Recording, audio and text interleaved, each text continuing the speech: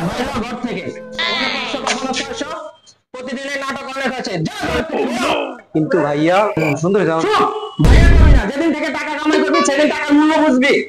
আমার কথাটা তো শোনো। আরে আমি তোর কোনো কথাই শুনবো না।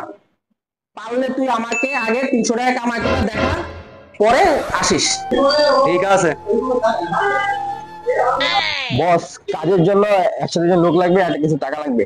টাকার সমস্যা নাই, তুমি কাজ করো দ্রুত। লাগবে এখন, লোকটা যে কোথায় পাই। বস, আমি কাজ করবো। সারাদিন 300 টাকা পাবা। সমস্যা নেই বস, আমি 300 টাকা কাজ করবো।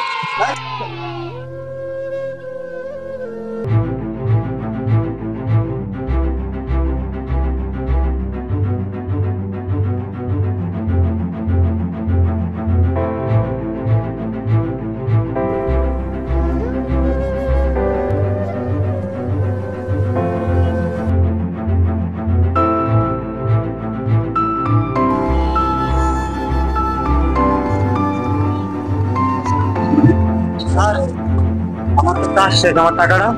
তোমার টাকা তো কন্ট্যাক্ট দেয়, টাকা রাখা আছে, ওইটা নিয়ে নাও। ঠিক আছে।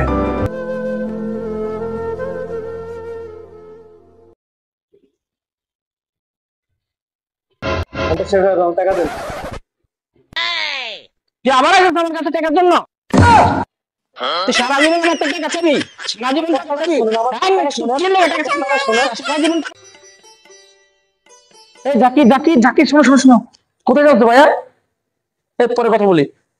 বন্ধু, গার্লফ্রেন্ড বসে রয়েছে, সামনে চেনলে গার্লফ্রেন্ডের সাথে দেখা করতে যাচ্ছি। তোমার মাথায় কি জ্ঞান আছে? বাসায় দাদি, তোমার মা অসুস্থ, তুমি বেতন পাইছো, তুমি মার কাছে গেছিলে? না ভাই, আমি তো যাই না। তাহলে এখন তুমি কি করতেছো? মানে চিকিৎসা করো না? ভাই, মারের চিকিৎসকের বন্ধু তুমি থাকো, আমি মাসের আগে। তুই জানতে তোর মায়ের চিকিৎসা কর, যা যা যা যা। ঠিক আছে বন্ধু, তুমি থাকো, আমি। যা যা যা যা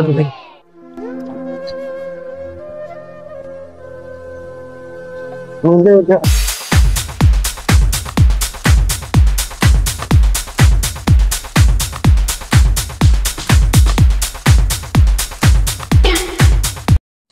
আজ বাবা মার দেখাশোনা করছি বলে আমার কাছে এরকম দামি দামি কয়েকটা গাড়ি আছে।